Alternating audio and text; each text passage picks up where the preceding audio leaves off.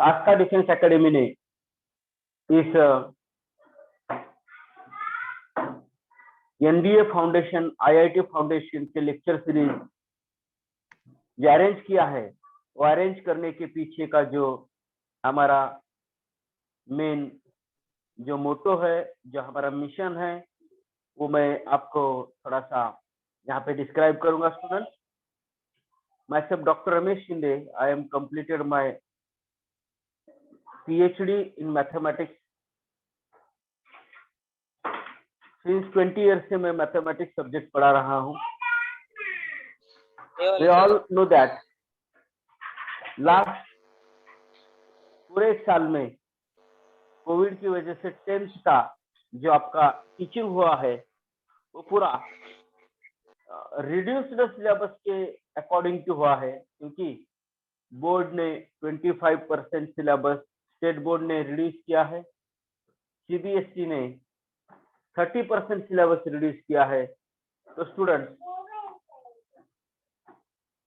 इसकी वजह से आपका कंप्लीटली सिलेबस नहीं हो पाया है, और जो कुछ भी सिलेबस हुआ है वो ऑनलाइन हुआ है, और एक पूरा अनसर्टेनिटी था इस पूरे साल में कि ये कंप्लीट होगा कि नहीं, चालू होगा कि नहीं, चालू होगा तो कितने दिन चलेगा। ऐसे पूरे कंडीशन में ये पूरा साल आपका सभी स्टूडेंट्स का हुआ है। तो इसमें ध्यान में लेते हैं आस्था डिफेंस एकेडमी ने ये फाउंडेशन रखा है। नो डाउट आपका टीचिंग अच्छी तरह से नहीं हुआ है,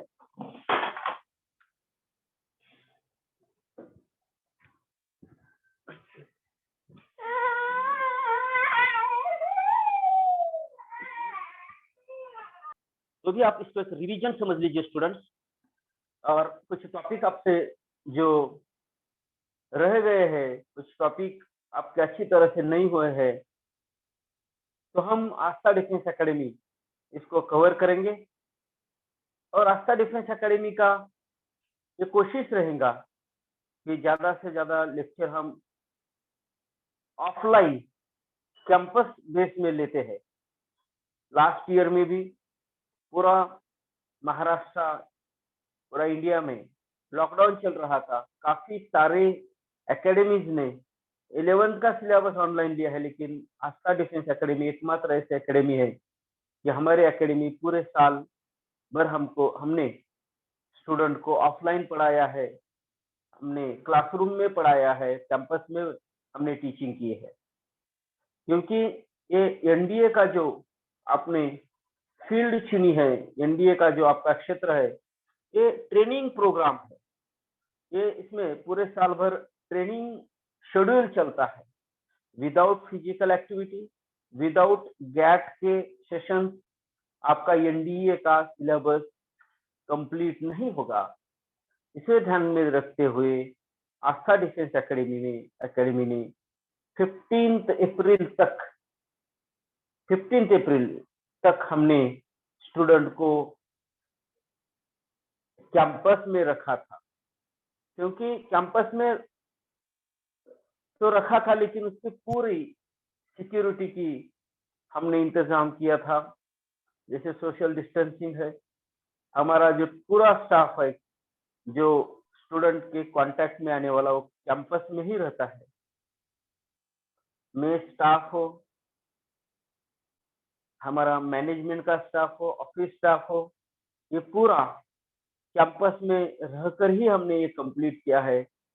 15 अप्रैल तक हमने कैंपस में स्टूडेंट को पढ़ाया, उनका डेली फिजिकल लिया, उनके डेली लेक्चर्स लेते रहे, उनका सेल्फ स्टडी चलता रहा। क्योंकि हम जानते हैं कि घर में बैठकर स्टूडेंट एकलव्य की तरह अपनी ट्रेनिंग जो है गुरुकुल में जिस तरह से पढ़ाया जाता है, वो माहौल हमें घर में नहीं मिल पाता है। क्योंकि हम सोसाइटी में रहते हैं, सोसाइटी में रहने से हमें पूरे सोसाइटी के नियम को हमें पूरा उसके तरह चलना पड़ता है, क्योंकि जो रिलेटिव्स है, जो हमारे नेबर रहते हैं, हम जिस कॉलोनी में रहते हैं, जिस सोसाइटी में रहते हैं, उन सब में मिल-जुल कर हमें रहना पड़ता है सबको। अ, सभी उसके तरह उस शेड्यूल से हमारा चलता है। लेकिन कैंपस में जो रहता है वो गुरुकुल आश्रम पद्धति से पढ़ाया जाता है। आप पूरे सोसाइटी से अलग रहकर अपना 2 साल का ये जो तपश्चर्या है, जो ट्रेनिंग पीरियड है, वो आप कंप्लीट करते हैं। उसको कंप्लीट करने के लिए हमने ज़्यादा से ज़्यादा स्टूडेंट को कैंपस में ही रखकर उनके पूरे सिक्योरिटी का इंतज़ाम करके, जिस स्टूडेंट को अगर कोई फिजिकल फिटनेस, मेडिकल प्रॉब्लम हो तो वो फैसिलिटी भी, पूरी रिस्पॉन्सिबिलिटी हमारी एकेडमी की रहती है। एकेडमी में आने के बाद स्टूडेंट के पेरेंट्स भी का भी ये कहना रहता है कि घर से ज़्यादा सेफ स्टूडेंट एकेडमी में है, क्योंकि जो सर्विसेज रहती है, मॉर्निंग ब्रेकफास्ट हो, मिल्क टाइम हो, लंच हो, जो 4 बजे फ्रूट्स या हम टी बिस्किट देते हैं, और रात रात में का जो डिनर रहता है, वो पूरे सर्विसेज स्टूडेंट को टाइम पे मिले, इसलिए पूरी टीम जो है आस्था की, पूरी काम पूरी उसका शेड्यूल चलते रहता है, उसका वर्किंग चलते रहता है। ऑल फैसिलिटीज हम स्टूडेंट को उस उसके टाइमिंग पे हम अवेलेबल करते हैं। और एक बात है कि जो पूरे 2 साल चलने वाला जो कॉम्पिटिटिव एग्जाम्स है, उसके फॉर्म टाइम पे हम फिल अप करते हैं एकेडमी की तरफ से ही। कोई भी डेट हम नहीं चूकने देते हैं। जेईई के फॉर्म हो, आइसर के फॉर्म हो, केवीपीवाई के फॉर्म हो, बोर्ड एग्जाम के फॉर्म हो, एनडीए के फॉर्म हो, तो पूरा ये यहाँ पे एकेडमी की तरफ से ये सुविधा स्टूडेंट्स को अवेलेबल में जब स्टूडेंट रहता है तो वो पूरा माहौल घर का अलग रहता है, कोई डेट उसके निकल जाने की संभावना रहती है। लेकिन एकेडमी में ये पूरा उसको टाइम पे मिलता है, और वो उसमें अ, अ, कोई भी इसका भी चांस छूटने की संभावना नहीं रहती है। तो स्टूडेंट्स, आस्था डिफेंस एकेडमी की ओर से मैं आपको ये कहता हूँ कि जल्द से जल्द हम एकेडमी स्टार्ट करने वाले हैं, कैंपस स्टार्ट करने वाले हैं, क्योंकि आज ही मैंने न्यूज़पेपर में पढ़ा है कि मुंबई और महाराष्ट्र में डेली 30% रिडक्शन आ रहा है न्यू केसेस में, जो है, क्योंकि हम घर में बैठे तो बाकी स्टूडेंट का प्रिपरेशन रुकने वाला नहीं है। जिस तरह से हम कहते हैं कि हमारी घड़ी बंद है, तो टाइम आगे जाने वाला हम हमारे लिए रुकने वाला नहीं। हम रुक गए तो ये सिस्टम रुकने वाला नहीं है। हम रुक गए तो हम पीछे रह जाने वाले हैं। अगर हमें दुनिया के साथ चलना है, हमारे लक्ष्य तक पहुंचना है, हमने जो सपना देखा है, पेरेंट्स ने जो सपना देखा है, उसे अचीव करना है, तो हमें टाइम टू टाइम उस शेड्यूल में, उस स्ट्रीम में, हमें मेन स्ट्रीम में रहना चाहिए और हमारी पढ़ाई चालू रखनी चाहिए। तो जब फर्स्ट लॉकडाउन 22 मार्च 2020 में लगा था, तब वो 12th वाले स्टूडेंट जो है, जो एनडीए के एग्जाम देने वाले थे, जो नीट के एग्जाम देने वाले थे, कई स्टूडेंट ने घर में बैठकर पढ़ाई की, पढ़ाई छोड़ दी। उन्हें लगा कि ये कोविड की वजह से कंपटीशन रुकने वाला है, लेकिन जो स्टूडेंट पढ़ाई करने वाले थे, उन्होंने उसी समय में इस इस जो अपॉर्चुनिटी का फायदा उठाया, और नीट का जो स्कोर है 2019 से 2020 में 100 मार्क्स से इंक्रीज हुआ है। एनडीए का जो स्कोर है, ऑल इंडिया रैंक है, जो मेरिट लिस्ट है, जो क्लोजिंग कैंडिडेट के मार्क्स है, वो 25 मार्क्स से इंक्रीज हुए हैं स्टूडेंट। इससे हमें ये समझ लेना चाहिए कि अगर कोरोना है, लॉकडाउन है, तो बच्चों ने पढ़ाई छोड़ नहीं दी है।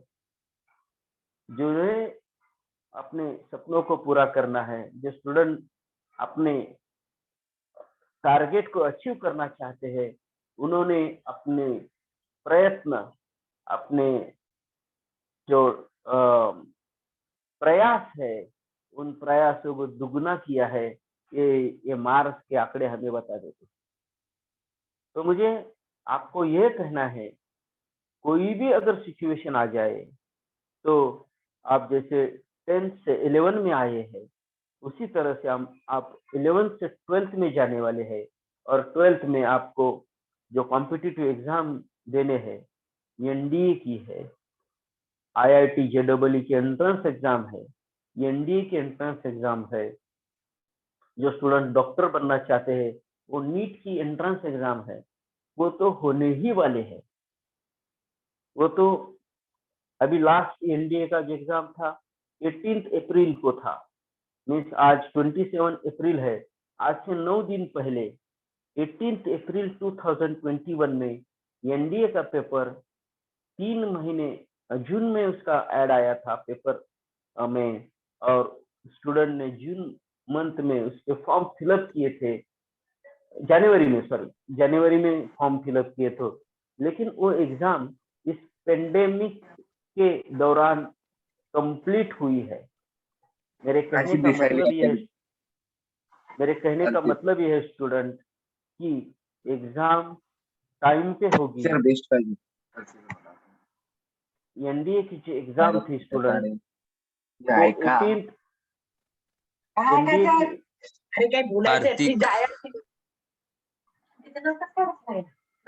Kartik off your mic. Kartik अपना माइक बंद करो। अगर आपको कुछ पूछना है तो आप टाइप करके भेज सकते हैं। कृपया अपना माइक को म्यूट करना है आपको, ताकि बाकी स्टूडेंट को डिस्टर्ब ना हो जाए जो सुन रहे हैं। मेरे कहने का मतलब ये है कि दुनिया रुक जाए कुछ देर के लिए, लेकिन कंपटीशन रुकता नहीं है, वो तो चलने वाला ही है। इसीलिए हमें खुद को भी उसके लिए तैयार रखना है स्टूडेंट्स। तो देखो, इस पूरे साल में आपको एनडीए के जो एंट्रेंस एग्जाम है उसके बारे में आप सभी जानते हैं, फिर भी मैं थोड़ा सा इसके बारे में आपको बताना चाहता हूँ। जो स्टूडेंट्स न्यूली आज ज्वाइन हुए हैं, जो हमारे हमने जो स्टूडेंट के लिए जो सेमिनार रखा था, उस सेमिनार में कुछ स्टूडेंट नहीं थे लेकिन उनके पेरेंट्स थे। तो स्टूडेंट के लिए भी कुछ इंफॉर्मेशन मैं आज के इस लेक्चर में शेयर करना चाहता हूँ। एनडीए का जो एंट्रेंस एग्जाम है वो यूपीएससी कंडक्ट करता है, यूनियन पब्लिक सर्विस कमीशन। ये जो इंडिया के जो टॉप मोस्ट रैंक के ऑफिसर है, उसका जो एंट्रेंस एग्जाम होता है, IAS, IPS, IRS, IAF, IES, उसी में से एक है ये एनडीए। नियर अबाउट 13 एग्जाम पूरे साल में ये यूपीएससी अरेंज करता है, जिसमें से सबसे कम उम्र में मीन्स 16.5 to 19.5 के एज ग्रुप में जो दिया जाने वाला जो एग्जाम है वो है नेशनल डिफेंस एकेडमी का एंट्रेंस एग्जाम। बाकी जो है वो 21 साल के बाद, 23 इयर्स के जो ग्रेजुएशन कंप्लीट होने के बाद दिए जाते हैं, नियर अबाउट 23 के एज में। तो देखो स्टूडेंट, एक बहुत अच्छी अपॉर्चुनिटी आपके सामने है। At the age of 16.5 to 19.5 you will become a super class 1 officer. एक अपॉर्चुनिटी है इसमें। और जो स्टूडेंट, जो बच्चे अपने बचपन में एक सपना देखते हैं कि एपीजे अब्दुल कलाम सर ने एक सपना देखा उनके बचपन में, ये पंछी किस तरह से हवा में उड़ते हैं। जो राइट बंधु है अमेरिका के जिन्होंने एरोप्लेन का इन्वेंशन किया है, एरोप्लेन का पहला एरोप्लेन जिन्होंने बनाया है, उन्हें भी एक सपना था, उन्होंने भी एक सपना देखा था कि एक पंछी आकाश में किस तरह से उड़ते हैं, क्या इंसान मानव भी एक दिन इस तरह से आकाश में उड़ सकता है। एक सपना एपीजे अब्दुल कलाम सर ने भी देखा था कि मैं भी इस पंछियों की तरह से उड़ूंगा, एरोप्लेन चलाऊंगा। तो वो सपना देखने का, ये सपने को पूरा करने का ये पहला कदम है students. You will become air force officer, navy officer, army officer, super class one officer. Exam के थ्रू आप बन सकते हैं at the age of 16.5 to 19.5। कम उम्र में ये एग्जाम आप क्रैक कर सकते हैं। तो देखो इसमें दो स्टेज है। पहला होता है रिटन एग्जाम,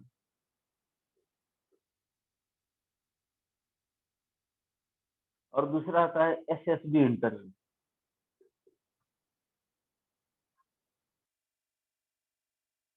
ये रिटन एग्जाम होता है स्टूडेंट्स 900 मार्क्स का, और एसएसबी इंटरव्यू होता है 900 मार्क्स का।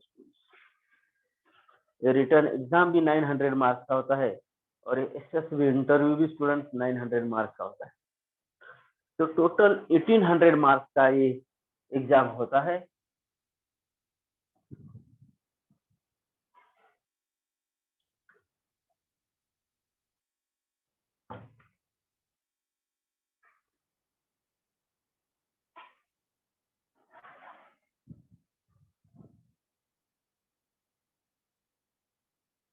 देखिए स्टूडेंट्स, 900 मार्क्स का रिटन एग्जाम और 900 मार्क्स का एसएसबी इंटरव्यू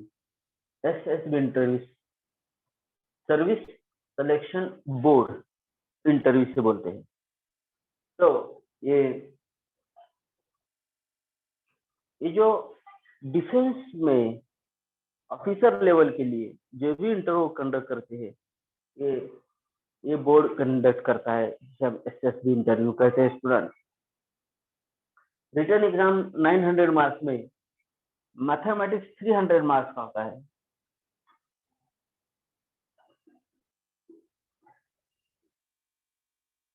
और GAT general ability test 600 marks का होता है।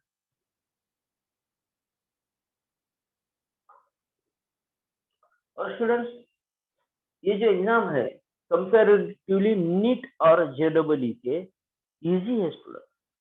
जेडब्ल्यू का, आईआईटी जेडब्ल्यू का जो एंट्रेंस होता है, जो मेडिकल के लिए, डॉक्टर बनने के लिए नीट का एंट्रेंस एग्जाम होता है, इन दोनों से कंपैरेटिवली ये एंट्रेंस एग्जाम इजी होता है।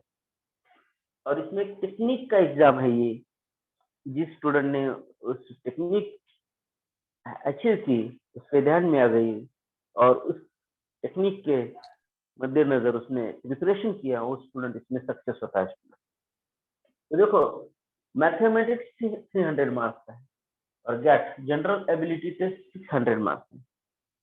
और एसएसबी इंटरव्यू तो पहले ये एग्जाम में मेरिट में आने के बाद इस अगले एग्जाम के लिए आप क्वालिफाई होते हैं एसएसबी इंटरव्यू के लिए। ऑल ओवर इंडिया से 4 to 5 लाख स्टूडेंट इस एंट्रेंस एग्जाम में इस एंट्रेंस एग्जाम के लिए अपीयर होते हैं, जिसमें से 5 to 6,000 स्टूडेंट एसएसबी इंटरव्यू के लिए कॉल कर रहे हैं। देखो स्टूडेंट्स, तो ये रिटन एग्जाम जो है, जिसमें पासिंग क्राइटेरिया जो है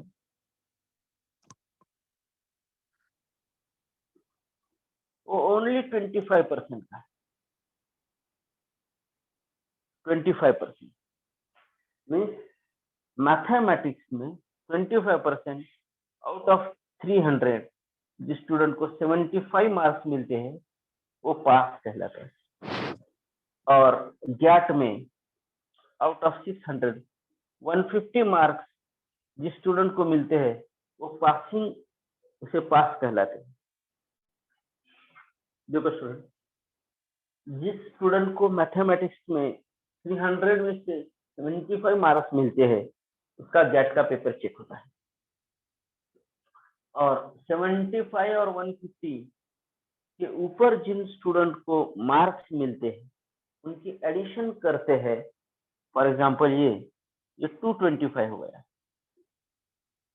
ये दो, इसमें 75, इसमें 150 स्टूडेंट जिनको मिलते हैं वो पासिंग क्राइटेरिया में आते हैं, और इन दोनों की एडिशन अगर 350 to 370 के बीच में आती है, अगर 225 का तो पासिंग क्राइटेरिया है, इस 225 में इसमें 75 मस्ट है मैथमेटिक्स में, और गैट में 150 मस्ट है। लेकिन ये सिर्फ पासिंग होने से काम नहीं चलेगा, इसमें मेरिट लिस्ट बनती है। मेरिट लिस्ट किस तरह से बनती है? दोनों के 50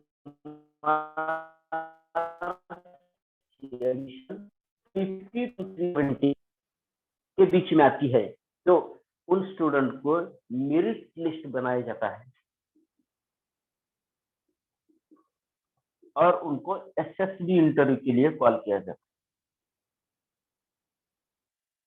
देखो कितना अच्छा पैटर्न इसका, इसमें 75 ही लिए तो चलेगा, इसमें 300 लिए आपने, मैथ में 75, गैट में 300, तो 375 बनता है, आप मेरिट लिस्ट में आते हैं। अगर आपको 380 मार्क्स है, 380 to 400 मार्क्स है, तो आप all India rank AIR first rank में आ सकते हैं, टॉप 3 में आ सकते हैं। AIR all India rank first. 400 marks अगर किसी स्टूडेंट को मिलते हैं 900 में से, आउट ऑफ 900 क्या sir? Out of 900, out of 900 आपको अगर 400 मार्क्स मीन्स कितना होगा students? Less than 50%। Out of 900 जिस स्टूडेंट को 400 मार्क्स, हेलो, नेगेटिव मार्किंग होती है, निगेटिव मार्किंग है इसमें। तो देखो स्टूडेंट्स, आउट ऑफ 900 मार्क्स जिस स्टूडेंट को 400 मार्क्स मिलते हैं वो all India rank AIR first rank आ सकता है। मीन्स 50% से कम मार्क्स लेने वाला स्टूडेंट ऑल इंडिया रैंक में फर्स्ट आ सकता है। देखो कितनी इजी एग्जाम है सर। कंपैरेटिवली अगर हम इसके बारे में सोचते हैं। सर मग 400 च्या वरती पडले तर 400 च्या वरती तो ऑल इंडिया रँकच असेल ना, म्हणजे 400 च्या वरती जर एखाद्या विद्यार्थ्याला मार्क्स मिळाले तो ऑल इंडिया रँक म्हणजे भारतामध्ये टॉप स्टुडंट म्हणून तो त्याला रँक मिळेल। 400 असेल 420 असेल म्हणजे sky is the only limit, limit त्याला काय 900 चे, म्हणजे 400 च्या पुढे कितीही पडू द्यात तो all India rank first student असा समजला जातो। फर्स्ट स्टुडंट म्हणजे टेक्निकली जर अशा पद्धतीने जर तुम्ही याचे प्रिपरेशन केलात तर तुम्ही निश्चितपणे ऑल इंडिया रँक फर्स्ट येऊ शकता। फर्स्ट स्टुडंट किती महत्वपूर्ण एक्झाम आहे आणि एक टेक्निक जर याच्यामध्ये वापरली तर तुम्ही सक्सेसफुल होऊ शकता। आणि याची लेवल, याच्या एक्झाम्पलची लेवल IITच्या एक्झाम्पलच्या IIT JEE चे 2 लेवल असतात, एक मेन्स आणि ॲडव्हान्स। मेन्स आणि ॲडव्हान्स त्या दोन्ही ॲडव्हान्सची जी एक्झामची क्वेश्चनची लेवल आहे त्याच्यापेक्षा ही लेवल खूप कमी आहे। तर मग तुम्ही म्हणत असाल की सर मग एवढं असेल तर मग आपले विद्यार्थी याच्यामध्ये खूप संख्येनं का जॉईन होत नाही? त्याचं कारण आहे की मुळातच आपल्या विद्यार्थ्यांना हे क्षेत्र खूप कमी विद्यार्थ्यांना माहिती आहे। माहिती जरी झालं तरी NDA बद्दल माहिती असणाऱ्या विद्यार्थ्यांची संख्या कमी आहे। माहिती असेल तर त्याला डिटेल मध्ये एक्झाम पॅटर्न माहिती असणाऱ्या विद्यार्थ्यांची त्याच्यापेक्षा कमी आहे. आणि एक्झाम पॅटर्न जरी माहिती असेल तर त्याला प्रॉपर गायडन्स करणाऱ्या इन्स्टिट्यूट इंडियामध्ये खूप कमी आहे. ज्या काही इन्स्टिट्यूट आहेत त्याच्यामध्ये SPI आहे आणि आस्था डिफेन्स अकॅडमी सुद्धा आहे. तर स्टुडंट जो रिझल्ट अशा पद्धतीनं कॅल्क्युलेट केल्यानंतर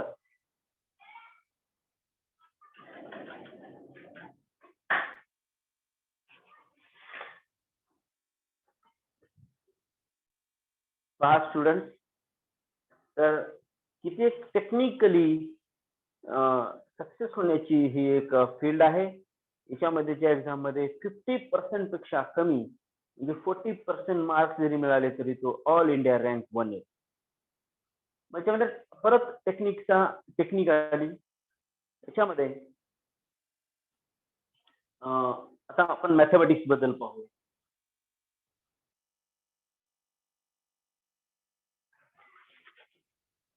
पहिला पेपर जो मॅथमॅटिक्स आहे त्याच्याबद्दल डिटेल मध्ये पाहूया आपण.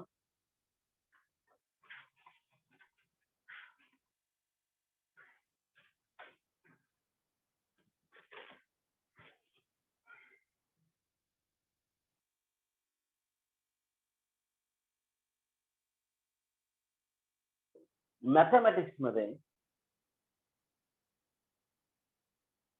300 मार्क्स चा पेपर आहे.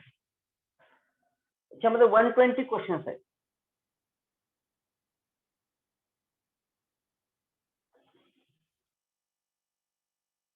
करेक्ट क्वेश्चन साठी, करेक्ट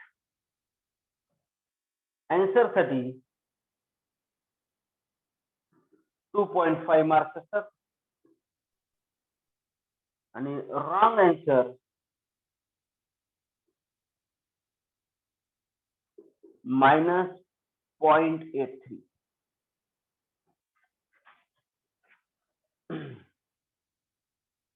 म्हणजे आन्सर करेक्ट असेल मिळतात. एका करेक्ट आन्सर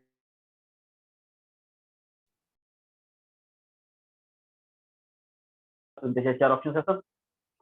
300 मार्क्सचा पेपर आहे. 3 hours चा टायमिंग आहे.